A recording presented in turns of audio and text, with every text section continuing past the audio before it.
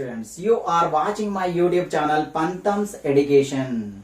If you are watching first time my YouTube channel, please subscribe. After subscribe, please press on the bell button. If you press on the bell button, you will get a new notification of my YouTube channel. Today we are going to discuss about in TS Inter First Year English Public Examination Model Paper Pattern and syllabus. So whatever topics contained in the syllabus, today we are going to discuss about them. మీరు first time కనుక నా యొక్క YouTube channel కనుక చూస్తున్నట్లయితే పంథమ్స్ education చూస్తున్నట్లయితే మీరు subscribe చేయండి. Subscribe చేసిన తర్వాత బెల్ బటన్ కనుక ప్రెస్ చేసినట్లయితే నా కొత్త వీడియోకి సంబంధించినటువంటి నోటిఫికేషన్స్ అనేవి మీకు రావడం జరుగుతుంది. ఈ రోజు మనం తెలంగాణ ఇంటర్ ఫస్ట్ ఇయర్ ఇంగ్లీష్కి సంబంధించినటువంటి పబ్లిక్ ఎగ్జామ్ మోడల్ పేపర్ గురించి డిస్కస్ చేయబోతున్నాం. ఆ ప్యాటర్న్ గురించి మరియు దాంట్లో ఉన్నటువంటి సిలబస్ గురించి మనం ఈరోజు డిస్కస్ అనేది చేయడం జరుగుతుంది. కాబట్టి ఈ యొక్క వీడియోని మీ యొక్క ఫ్రెండ్స్ అందరికి కూడా షేర్ చేయండి, లైక్ చేయండి. Let's we start.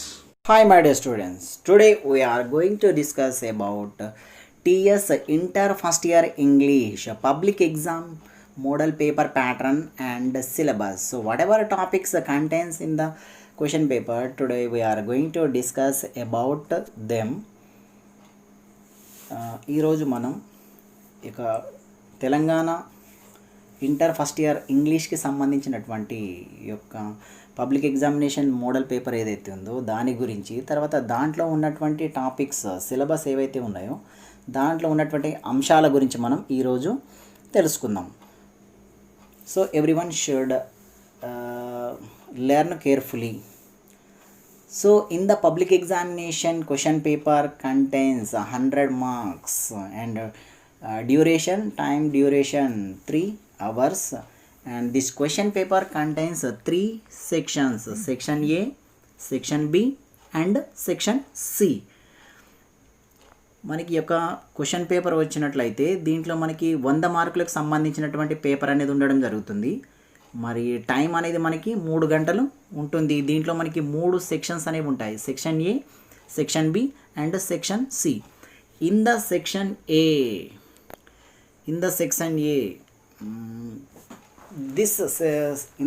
A contains 5 bits and every bit contains 3 questions.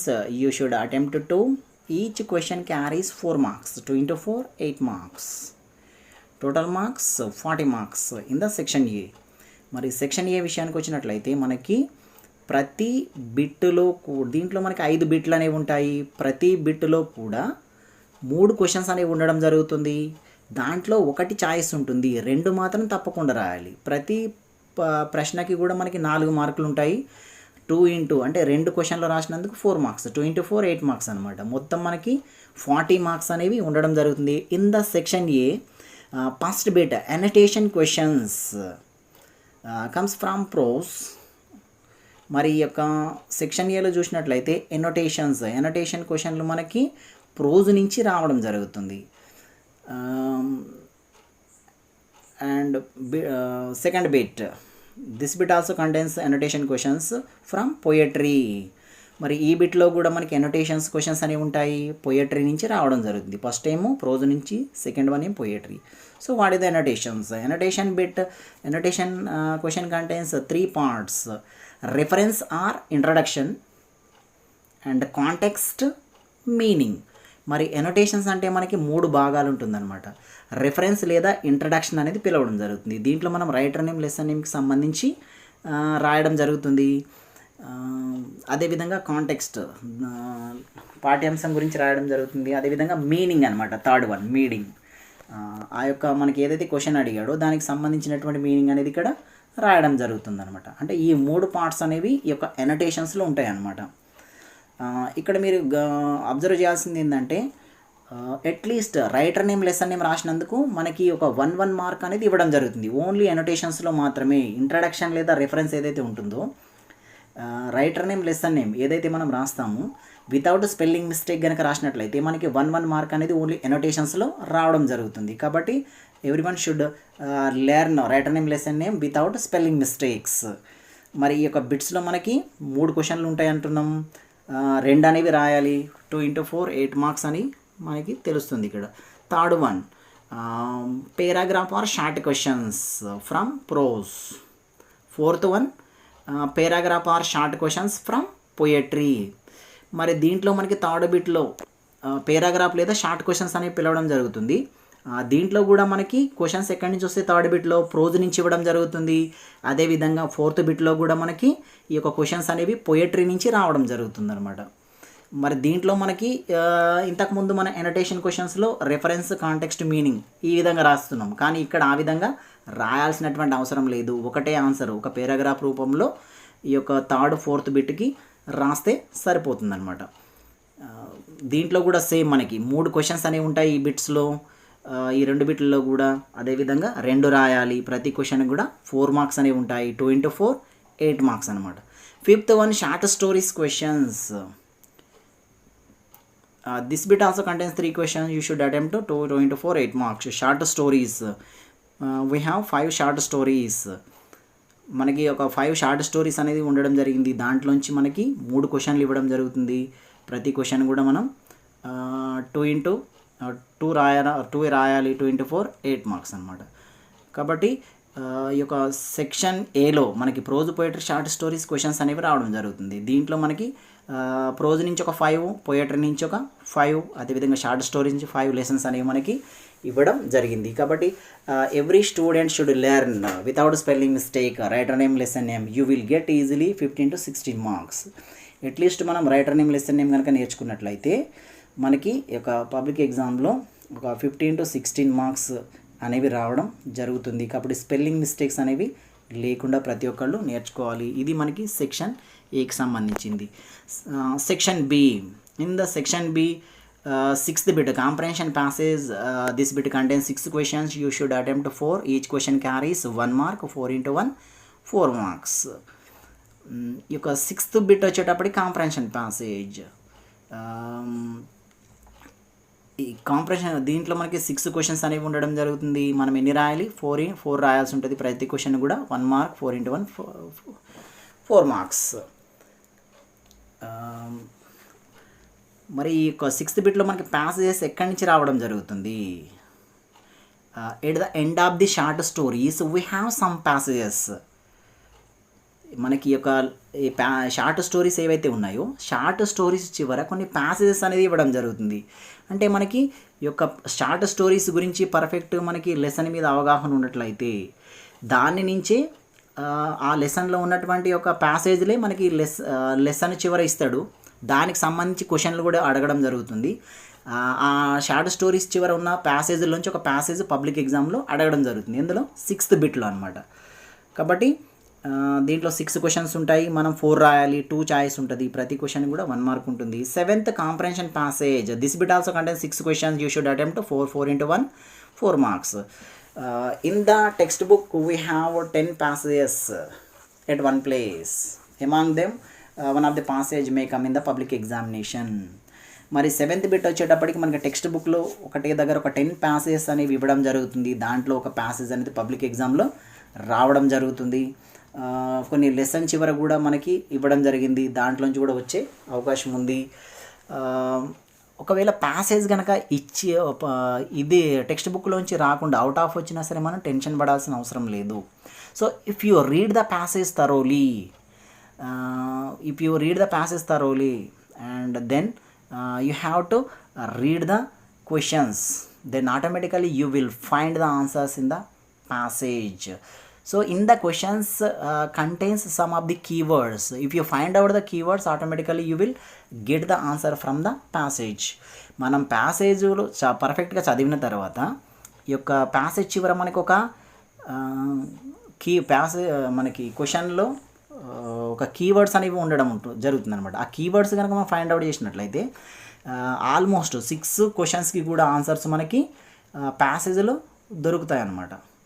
కాబట్టి అట్లీస్ట్ 4 అయితే మనం పర్ఫెక్ట్గా చేయడం జరుగుతుంది అనమాట. కాబట్టి పర్ఫెక్ట్గా రీడింగ్ అనేది చేయాలి. Next section C, this is a completely grammar bit. 8th bit articles a, are, a, an, or the. This bit contains 10 questions. You should attempt 8, 18 of mark, 4 marks. Articles మరి దీంట్లో మనకి కొన్ని రూల్స్ అనేవి ఉంటాయి. దీంట్లో ఏ, an లేదా the లేదా the, దీంట్లో మనకి 10 క్వశ్చన్స్ అనేవి ఉండడం జరుగుతుంది. 8 రాయాలి, 2 చాయిస్ ఉంటుంది ప్రతి bit. Each bit carries half mark, 18 half mark, 4 marks. ప్రతి దానికి కూడా హాఫ్ మార్క్ ఉంటుంది. దీనికి సంబంధించి గ్రామర్ రూల్స్ ఉంటాయి, అవి నేర్చుకుంటే మనం ఈజీగా చేయొచ్చు. ఇవి కూడా మనకి టెక్స్ట్ బుక్లో ఉన్నటువంటి ఎక్సర్సైజుల నుంచే మనకి ఇవ్వడం జరుగుతుంది. 9th bit prepositions. This bit also contains 10 questions. You should attempt 8, 18 half mark, 4 marks. ఈ యొక్క ప్రిపోజిషన్స్లో కూడా 10 క్వశ్చన్స్ ఉంటాయి. మనం 8 చేయాలి, 2 చాయిస్. ప్రతి క్వశ్చన్కి కూడా హాఫ్ మార్క్ ఉంటుంది. 18 హాఫ్ మార్క్, 4 మార్క్స్. ఇవన్నీ కూడా మనకి టెక్స్ట్ బుక్లో ఉన్నటువంటి వాటిలోంచే రావడం జరుగుతుంది. 10th bit tenses. This bit contains 10 questions. You should attempt 4 into 1, 4 marks. Each question carries 1 mark. ఈ 10th బిట్లో మనకి టెన్సెస్కి సంబంధించింది. దీంట్లో 6 questions అనేవి ఇవ్వడం జరుగుతుంది. మనం 4 తప్పకుండా రాయాలి. 2 చాయిస్ ఉంటుంది. ప్రతిదానికి కూడా 1 మార్క్ అనేది ఇవ్వడం జరుగుతుంది. 11th bit, rewrite any 4 sentences as directed. 6 questions. You should attempt 4 into 1, 4 marks. 11th బిట్లో కూడా మనకి 6 questions అనేవి ఉంటాయి. 4 రాయాల్సి ఉంటుంది, 2 choice. Each question carries 1 mark. ప్రతి క్వశ్చన్కి కూడా 1 mark. 4 into 1, 4 marks. First one in the 11th bit, first question, change the verb into the passive voice. Second one, change the verb into the passive voice. ఈ 11th బిట్లో first, second questions ఏవైతే ఉన్నాయో మనకి active voice, passive voice సంబంధించిన questions అనేవి ఇవ్వడం జరుగుతుంది అనమాట. అంటే యాక్టివ్ వాయిస్కి సంబంధించిన క్వశ్చన్ అనేది ఇవ్వడం జరుగుతుంది, దాన్ని మనం ప్యాసివ్ వాయిస్లో చేంజ్ రాయాల్సి ఉంటుంది. కొన్ని సమయాల్లో ప్యాసివ్ వాయిస్కి సంబంధించిన క్వశ్చన్ ఇవ్వడం జరుగుతుంది. ప్యాసివ్ వాయిస్ని మనం యాక్టివ్ వాయిస్లో కూడా రాయాల్సి ఉంటుంది అనమాట. అది చాలా రేర్ అనమాట. ఇది సాధ్యమైనంత వరకు మనకి ఈ యొక్క యాక్టివ్ వాయిస్ని ప్యాసివ్ వాయిస్లోకి మార్చే విధంగా మాత్రమే ఈ యొక్క ఎగ్జామ్లో క్వశ్చన్స్ అనేవి ఉండడం జరుగుతుంది. In the 11th bit, third question, change into indirect speech. 4th one, change into indirect speech. మనకి డైరెక్ట్, ఇండైరెక్ట్ స్పీచ్ మనకి ఎగ్జామ్లు ఇచ్చినప్పుడు 3rd, 4th డైరెక్ట్ స్పీచ్లో క్వశ్చన్ అనేది ఇవ్వడం జరుగుతుంది. దాన్ని మనం ఇండైరెక్ట్ స్పీచ్లోకి రాయాల్సి ఉంటుందన్నమాట. Next 5th one, degrees of comparison. In the degrees of comparison contains positive degree, comparative degree, superlative degree. ఈ యొక్క డిగ్రీస్ ఆఫ్ కంపారిజన్కి సంబంధించినటువంటి క్వశ్చన్స్ అనేది మనకి ఈ యొక్క 5th బిట్లో ఇవ్వడం జరుగుతుంది. దీంట్లో మనకి పాజిటివ్, కంపారిటివ్, సూపర్లేటివ్ అని 3 భాగాలు ఉండడం జరుగుతుంది. 6th one, question tag. 6th one మనకి క్వశ్చన్ ట్యాగ్కి సంబంధించినటువంటి ఈ యొక్క ప్రశ్న అనేది ఉండడం జరుగుతుంది. అయితే కొన్ని సమయాల్లో మనకి ఈ బిట్లో కొన్ని చేంజెస్ అనేవి కూడా కనబడవచ్చు. లేకపోతే ఏవైనా 2 క్వశ్చన్ ట్యాగ్కి సంబంధించినటువంటి క్వశ్చన్లు అడగచ్చు, లేకపోతే డిగ్రీస్ ఆఫ్ కంపారిజన్కి సంబంధించినటువంటి 2 క్వశ్చన్స్ అనేవి కూడా అడిగే అవకాశం ఉంటుంది. సాధ్యమైనంత వరకు ఇదే ప్యాటర్న్ మనకి పబ్లిక్ ఎగ్జామినేషన్లో ఉండడం జరుగుతుంది. ఒక చిన్న చిన్న చేంజెస్ వచ్చినా సరే దానివల్ల మనకి ఎలాంటి ఇబ్బంది అనేది ఉండదు. మనం ఈ యొక్క బిట్ని ఈజీగా చేయొచ్చు. ఈ యొక్క గ్రామర్ రూల్స్ కనుక మనం పర్ఫెక్ట్గా నేర్చుకున్నట్లయితే ఈజీగా చేసే అవకాశం ఉంటుంది. Next 12th bit, correction of the sentences. This bit contains 6 questions. You should attempt 4 into 1, 4 marks. Correction of the sentence. ఈ యొక్క కరెక్షన్ ఆఫ్ ది సెంటెన్సెస్లో మనకి ఒక అండర్లైన్ చేసిన వర్డ్ అనేది ఒక మిస్టేక్ అనేది ఉండడం జరుగుతుంది. దాన్ని మనం కరెక్ట్ చేసి మొత్తం సెంటెన్స్ మళ్ళీ తిరిగి రాయాల్సి ఉంటుంది అనమాట. ఆ విధంగా చేసినందుకు మనకి ప్రతి క్వశ్చన్ కూడా 1 మార్క్ ఉంటుంది. దీంట్లో మనకి 6 questions ఉంటాయి. ప్రతి క్వశ్చన్ కూడా 1 మార్క్ ఉంటుంది. 4 into 1, 4 marks. This a very very easy bit అనమాట మనకి. అంటే చూడండి, ఇక్కడ ఈజ్ వస్తేనేమో మనం ఆర్ అనేది రాస్తాం, వాజ్ వస్తే అదేవిధంగా వర్ అనేది, అంటే ఈ విధంగా అనమాట. చాలా సింపుల్గా ఉంటుంది. దాంట్లో కొన్ని రూల్స్ అనేవి మనం కనుక నేర్చుకున్నట్లయితే ఇది చేయడం పెద్ద కష్టమేమీ కాదు, చాలా ఈజీ బిట్ అనమాట ఇది. 13th bit, missing letters. This bit contains 10 questions. You should attempt 8 marks. You should attempt 8 questions. Each question carries half mark, 18 half mark, 4 marks. Missing లెటర్స్లో మనకి 13th బిట్, దీంట్లో 10 questions ఉంటాయి. మనం 8 తప్పకుండా చేయాలి. 2 చాయిస్ అనమాట. ప్రతి క్వశ్చన్కి కూడా half mark, 8 into half mark 4 marks. Next 14th one silent letters, silent లేదా silent consonants. This bit contains 10 questions, you should attempt 8 into half mark 4 marks. ఈ యొక్క సైలెంట్ లెటర్స్ ఏవైతే ఉన్నాయో దీంట్లో 10 ఉంటాయి, ప్రతి క్వశ్చన్ కూడా హాఫ్ మార్క్ ఉంటుంది, 8 into half mark 4 marks. ఇవన్నీ కూడా మనకి టెక్స్ట్ బుక్లో ఎక్సర్సైజులు ఏవైతే ఉన్నాయో వాటి నుంచి మనకి ఇవ్వడం జరుగుతుంది. కాబట్టి టెక్స్ట్ బుక్లో ఉన్నటివి పర్ఫెక్ట్గా ప్రిపేర్ అయితే ప్రతి గ్రామర్ టాపిక్ కూడా మనం ఈజీగా చేయవచ్చు అనమాట. 15th bit parts of speech. This bit also contains 10 questions, you should attempt 8 into half mark 4 marks. భాషా భాగాలు మనకి నౌన్, ప్రొనౌన్ ఇవన్నీ కూడా కొన్ని వర్డ్స్ అనేది ఇచ్చి దాన్ని పార్ట్ ఆఫ్ స్పీచ్ రాయమంటాడు, అది నౌనా ప్రొనౌనా అని. దీంట్లో కూడా మనకి 10 questions ఉంటాయి, 8 రాయాలి, 2 choice, 8 into half mark 4 marks. 16th bit matching words. This bit also contains 10 questions, you should attempt 8 into half mark 4 marks. Matching words ఏవైతే ఉన్నాయో మ్యాచింగ్ వర్డ్స్లో కూడా 10 questions అనేది ఇవ్వడం జరుగుతుంది, దాంట్లో 8 రాయాల్సి ఉంటుంది, ప్రతిదానికి కూడా half mark, 8 into half mark 4 marks అనమాట. 17th bit information transfer. This bit contains 2 questions, you should attempt 1 question 1 into 4 marks. Each question carries 4 marks. In the 17th bit contains some diagrams, pie chart, bar graph, T diagram or route maps. This bit contains 2 questions. One is you have to write passage to diagram and another one diagram to passage. ఈ యొక్క 17th బిట్లో మనకి కొన్ని diagrams అనేది ఇవ్వడం జరుగుతుంది information ట్రాన్స్ఫర్లో. దీంట్లో pie chart, bar graph, tree diagram, route map ఈ ఒక డయాగ్రామ్స్ అనేది ఇవ్వడం జరుగుతుంది అనమాట. దీంట్లో 2 questions ఏముంటాయి, ఒకటేమో ప్యాసేజ్ రూపంలో ఇచ్చి డయాగ్రామ్లో రాయమంటాడు, ఇంకొకటేమో డయాగ్రామ్ ఇచ్చి ప్యాసేజ్ రూపంలో రాయమంటాడు అనమాట. కాబట్టి దీంట్లో మనం ప్యాసేజ్ టు డయాగ్రామ్ సెలెక్ట్ చేసుకుంటే పబ్లిక్ ఎగ్జామ్లో బై మార్క్స్ రావడం జరుగుతుంది. డయాగ్రామ్ టు ప్యాసేజ్ రాస్తే మనకి కొద్దిగా కట్ అయ్యే అవకాశం ఉంటుంది, 3.5 ఆ విధంగా పడే అవకాశం ఉంటుంది. కాబట్టి ప్రతి ప్రశ్న కూడా మనకి 4 marks ఒక చాయిస్ అనేది ఉంటుంది. 18th bit transcription symbols, change English words. This bit contains 6 questions, you should attempt 4 into 1 4 marks, each question carries 1 mark. Transcription symbols. So what is the use of transcription symbols? If you want to speak fluent English with the help of the transcription symbols, you can speak fluently. ఈ యొక్క transcription symbols ఏవైతే ఉన్నాయో ఇవి మనకి fluent English అనేది మాట్లాడడానికి ఉపయోగపడుతుంది. మనకి ఆక్స్ఫర్డ్ లెర్నర్ డిక్షనరీ కనుక చూసినట్లయితే దాంట్లో మనకి ఒక సింబల్స్ అనేవి ప్రతి వర్డ్కి కూడా ఇవ్వడం జరుగుతుంది. మరి వీటిని ఉపయోగించడం ద్వారా మనం ఒక ఫ్లూయెంట్ ఇంగ్లీష్ అనేది మనం మాట్లాడడం జరుగుతుంది. ఈ యొక్క సింబల్స్ని మనం ఏం చేయాలంటే ఇంగ్లీష్ వర్డ్స్లోకి రాయాల్సి ఉంటుంది. We have 44 sounds in the text books. మనకి 44 sounds అనేవి ఉన్నాయి. ఆ సౌండ్స్ని కనుక మనం నేర్చుకున్నట్లయితే పర్ఫెక్ట్గా మనం చేయొచ్చు. ఇది not only useful in the point of the public examination, it will help to you in the daily spoken English also. కాబట్టి సింబల్స్ని మనం ఎగ్జామ్ పాయింట్ ఆఫ్ వ్యూలో కాకుండా మనం డైలీ లైఫ్లో యూజ్ అయ్యే విధంగా నేర్చుకుంటే మనకి చాలా యూజ్ అవుతుంది. ఈ సింబల్స్ అంటే ఏ సింబల్ ఏ సౌండ్ వస్తుంది అనేది మనకి దీంట్లో ఉంటుందన్నమాట. దీంట్లో 6 questions ఉంటాయి. You should attempt 4 into 1 4 marks. 4 questions attempt చేస్తే ప్రతి క్వశ్చన్ కూడా 1 mark ఉంటుంది, 4 marks. Next 19th bit odd sounds. Find out the bold letter sound. This bit contains 6 questions, you should attempt 4 into 1 4 marks. In the bit contains 3 words. If you find the sounds of the thick letters or bold letters, 2 letter sound is the same but third one is a different one.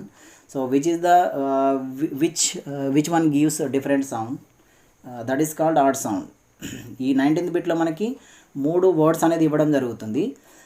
దాంట్లో ఒక వర్డ్స్కి సంబంధించి thick letter లేదా italic లెటర్లో ఒక words ఉండడం జరుగుతుంది. 2 లెటర్లో ఉన్నటువంటి ఆ యొక్క సౌండ్ అనేది డిఫరెంట్గా, 2 లెటర్ల సౌండ్ ఒకే విధంగా ఉంటుంది, 3వదేమో డిఫరెంట్గా ఉంటుంది. ఏదైతే మనకి డిఫరెంట్ సౌండ్ ఇస్తుందో దాన్నే మనం ఆడ్ సౌండ్ అంటాం. ఫర్ ఎగ్జాంపుల్ చూడండి, జీ అనే సౌండ్ ఎగ్జాంపుల్ తీసుకుంటే జీ అనే సౌండ్ అబ్జర్వ్ చేయండి. కాలేజ్ జీ అనేది జా సౌండ్ ఇస్తుంది. మైలేజ్ జీ అనేది జా సౌండ్ ఇస్తుంది. రోగ్ అంటే జి అనేది ఏ సౌండ్ ఇస్తుంది, ఇక్కడ గా అనే సౌండ్ ఇస్తుంది. College, mileage, rogue. So rogue is the odd sound. ఇక్కడ మనం రోగుని మనం ఆన్సర్ కింద రాయాల్సి ఉంటుంది అనమాట. రెండేమో ఒకటే సౌండ్ ఇస్తాయి, మూడవదేమో డిఫరెంట్గా ఉంటుంది, దాన్ని మనం ఆడ్ సౌండ్ అంటాం. దీంట్లో 6 క్వశ్చన్స్ ఉంటాయి, ప్రతి question 1 mark, 4 into 1 4 marks. 20 bit last bit and 20 bit syllables. Syllables means a word contains some syllables. It may be one monosyllable, disyllable or trisyllable, poly, tetra. ఒక పదం అనేది ఏర్పడాలంటే మనకి సిలబుల్ అనేవి ఉండాలి. మరి ఒక పదంలో ఎన్ని సిలబుల్ ఉన్నాయి? ఒక సిలబుల్ ఉందా, 2 సిలబుల్ ఉన్నాయా, 3 సిలబుల్ ఉన్నాయా? 1 ఉంటే మోనో అంటాం, 2 ఉంటే డై అంటాం, 3 ఉంటే ట్రై అంటాం, 4 ఉంటే పోలి అంటాం, 5 ఉంటే దాన్ని టెట్రా అంటాం అనమాట. మరి ఒక వర్డ్ సిలబుల్ అని పిలవాలంటే దానికి ఏముండాలి? దాంట్లో ఒక ఓవెల్ ఉండాలి, సౌండ్ కూడా ఓవెల్ సౌండ్ ఉండాలి, అప్పుడే మనం దాన్ని ఓవెల్ అంటాం. For example, if you take the passenger is a word. This passenger word contains how many syllables contained in this passenger word? Passenger. Passenger అనే వర్డ్ కనుక తీసుకున్నట్లయితే దీంట్లో మనకి ఎన్ని సిలబుల్ ఉన్నాయి? passenger. పా అనే దాంట్లో ఏ అనే ఓవెల్ ఉంది కాబట్టి అది ఒక సిలబుల్. సెన్ అనే దాంట్లో ఈ అనే ఓవెల్ ఉంది, అదొక సిలబుల్. జర్ అనే దాంట్లో మనకి ఈ అనే ఒక సిలబుల్ ఉంది, అంటే పాసెంజర్. అంటే దీంట్లో ఇప్పుడు ఎన్ని సిలబుల్స్ ఉన్నాయి? మనకి 3 సిలబుల్స్ ఉన్నాయి. కాబట్టి ఆన్సర్ ఏం రాస్తాం మనం? ట్రై అని రాస్తాం, లేకపోతే 3 నంబర్ వేసి ఎగ్జామ్లో రాయడం జరుగుతుంది. అదేవిధంగా ఎగ్జాంపుల్గా చూసినట్లయితే పెన్ ఉంది. పెన్ అనే పదం కనుక తీసుకున్నట్లయితే దాంట్లో ఎన్ని సిలబుల్ ఉన్నాయి? పెన్, ఒకటే సిలబుల్, ఒకటే సౌండ్ వస్తుంది, దాంట్లో ఓవెల్ మనకి ఈ అనేది ఉంది. ఆ విధంగా అనమాట. So this is the public examination model paper pattern, and now we are going to discuss about syllabus. If you see the prose, in the prose we have My Mother written by APJ Abdul Kalam. Second one, Aim for the Stars, Saina Nehwal, taken from the internet. Third one, On the Rule of the Road, A.G. Gardiner. Fourth one, Spoken English and Broken English, written by George Bernard Shaw, G.B. Shaw or G.B. Shaw. Fifth one, If I Were You, Douglas James. Prose చూసినట్లయితే మనకి my mother APJ Abdul Kalam, aim for the stars Saina Nehwal. దీన్ని మనం internet నుంచి తీసుకున్నటువంటి ఒక article. On the rule of the road A G Gardiner రాయడం జరిగింది. అదేవిధంగా spoken English and broken English ఎవరు రాశారు? జార్జ్ బెర్నార్డ్ షా లేదా జీబీ షా రాయడం జరిగింది. Fifth one, if I were you, ఎవరు? Douglas James. Now poetry. A little grain of gold, written by Rabindranath Tagore. Second one, the royal tombs of Golconda, written by Sarojini Naidu. Third one, climate change, Julia Melnikova. Fourth one, stopping by woods on a snowy evening, Robert Frost. Fifth one, self dependence, Matthew Arnold. పోయట్రీలో చూసినట్టయితే little grain of gold ఎవరు రచించారు? Rabindranath Tagore. The royal tombs of Golconda Sarojini Naidu. Climate change Julia Melnikova. Fourth one, stopping by woods on a snowy evening, written by ఎవరు రచించారు? Robert Frost. Fifth one, self dependence ఎవరు? Matthew Arnold. Short stories, the umbrella man, written by Roald Dahl. Second one, how much land does a man need, written by Leo Tolstoy. Third one, the medal, Bibhuti Bhushan Bandyopadhyay. Bibhuti Bhushan Bandyopadhyay, the medal. The antidote, R K Narayan. A service of love, O Henry. Short story చూసినట్లయితే the umbrella man ఎవరు రచించారు? Roald Dahl. How much land does a man need ఎవరు? Leo Tolstoy. The medal, Vibhuti Bhushan Bandyopadhyay. The antidote ఎవరు? R K Narayan. A service of love, O Henry. So this is the public examination inter first year English public examination model paper pattern and syllabus. So everyone should learn carefully this syllabus. If you learn about this model paper, automatically you will get some confidence, then increase interest increase in your mind. So everyone should learn this model paper.